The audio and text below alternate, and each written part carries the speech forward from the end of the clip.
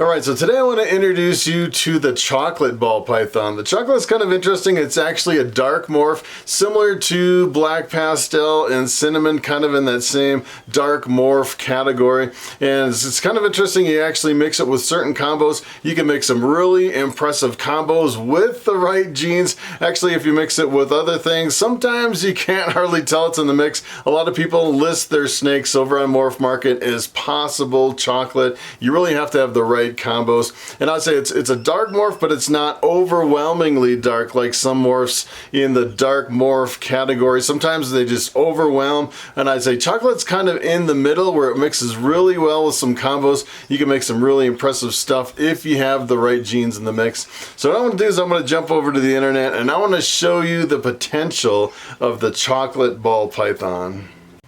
Alright, so I'm going to jump over here on morphmarket.com, and this is what a chocolate looks like. It's a really subtle morph, and I would say this one looks a little bit different. You could definitely tell on this one there's a little bit of a copper color kind of running through the snake, and if you kind of look at the sides, you can definitely tell the alien heads. In most cases, it seems like, you know, the Roswell gray kind of alien heads on the side of the snake, it seems like a lot of those are actually reduced, and sometimes you'll actually see, it seems like in most cases, kind of like a pixelation, almost kind of like almost like a granite kind of pixelation through the sides of the snake, especially inside of the alien heads. And this is just one example of a chocolate. I actually wanted to show you another one. Take a look at this. This one almost looks just like a normal ball python. As a matter of fact, I produced some normals that look almost pretty much exactly like this, with kind of the granulation in the sides, kind of in the alien heads. You can definitely see there's, you know, more alien heads in this one,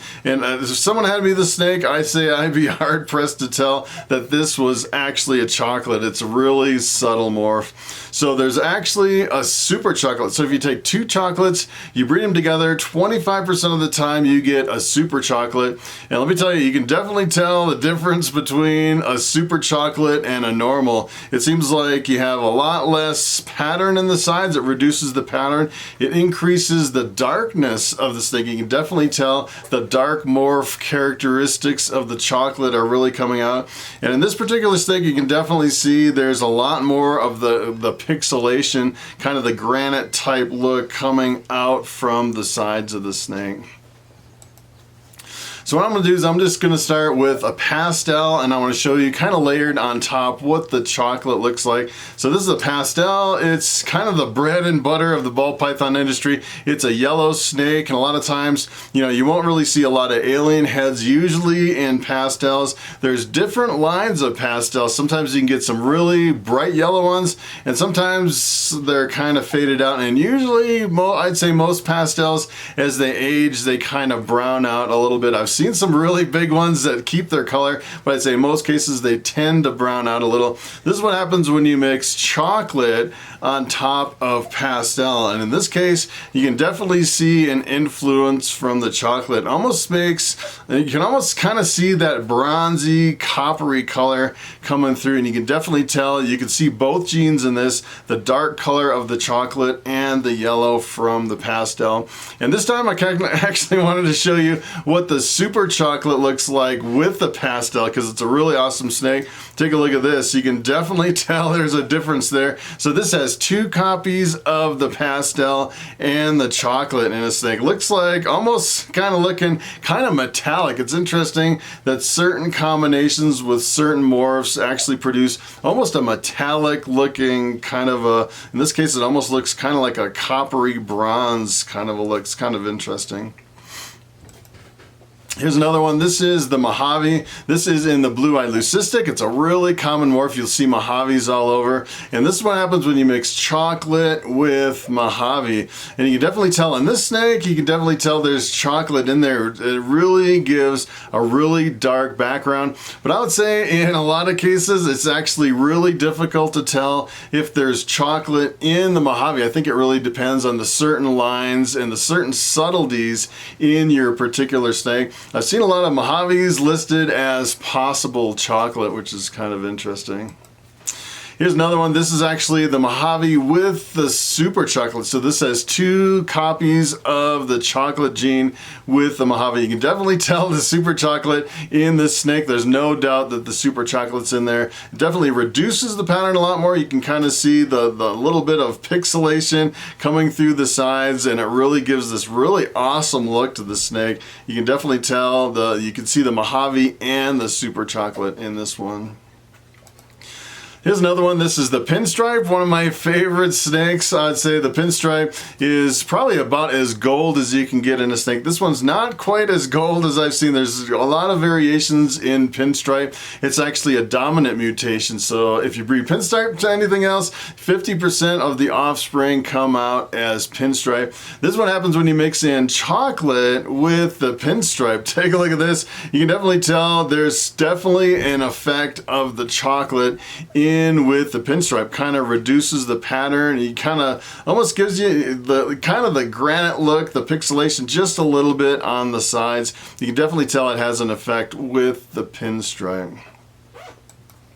Here's another one. This is actually the Pinstripe with the super chocolate. 2 copies of the chocolate, and it's kind of interesting. It just gives you this solid gold snake. This is probably one of my favorite Pinstripe combos. You just take Pinstripe and it looks like it just reduces and eliminates all the pattern and keeps the gold color.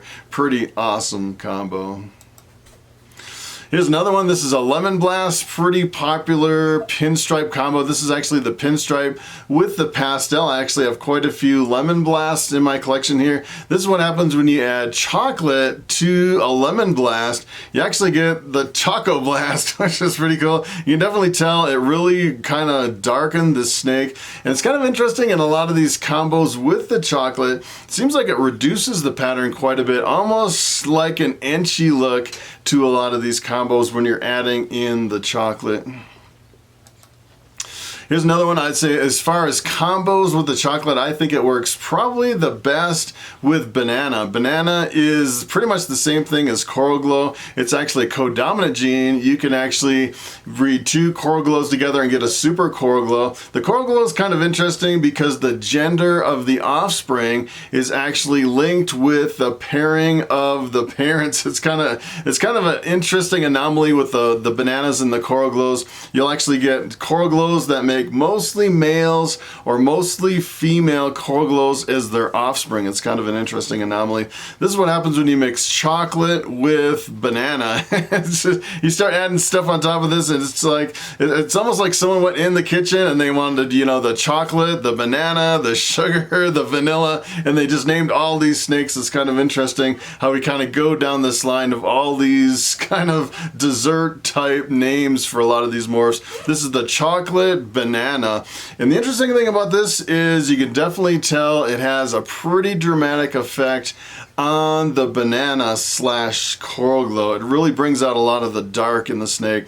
And kind of the interesting thing about this is it's a really awesome building block for putting other genes on top of the chocolate banana. So take a look at this. This is actually the chocolate banana on top of a Lemon Blast. So take a look at this snake. This is probably one of the most beautiful snakes that I've ever seen. The chocolate banana Lemon Blast. So that is actually the banana, the chocolate, the pastel, and the Pinstripe. 4 different genes to make this awesome looking snake.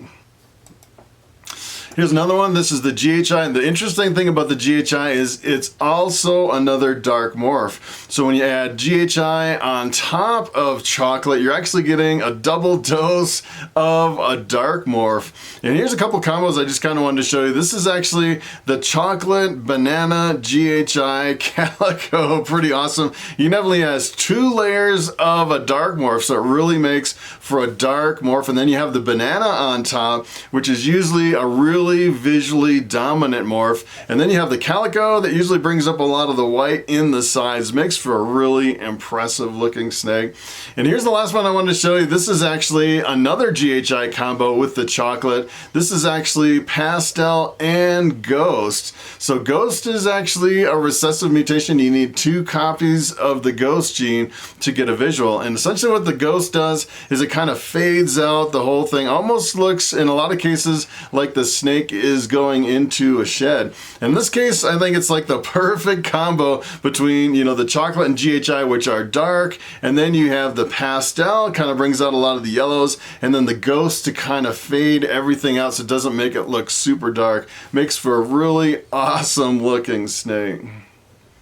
Alright, so it is time for the question of the day. And Anthony Wilson asks, I'm thinking about breeding African soft furs to feed my ball pythons. What do you think about that? And that is a very good question. As a matter of fact, there's a few things you should keep in mind when considering feeding your ball pythons African soft furs. So if you have some really picky feeders, I'd say probably out of any other rodent, you'll probably get them to eat African soft furs before you'll get them to eat anything else. It's really the natural food of ball pythons in the wild. That's what they eat, is African soft furs, mainly for part of their diet. And I'd say it's kind of a double-edged sword. As far as I know, African soft furs are still on the Lacey Act, and it's against the law to actually transport them across state lines unless they recently changed the rules, and I'm just not up to date. I'm pretty sure it's still on the Lacey Act. As a matter of fact, reticulated pythons used to be on the Lacey Act, and we can transport them across state lines, but they dropped the reticulated pythons, but I'm pretty sure African soft furs are still on the Lacey Act. And the problem is if nobody's breeding African soft furs in your state, or you move to a state where there's no African soft furs, essentially they could go extinct in your state. And if you're moving across state lines, you really can't get them. The only place you can really get them is you can actually buy them frozen and have them shipped in, but they are pretty expensive, let me tell you. And ball pythons, once they get a taste for African soft furs, a lot of times it's difficult to switch over to rats, just the regular, like the regular Norway rats like you'd find in your feed store.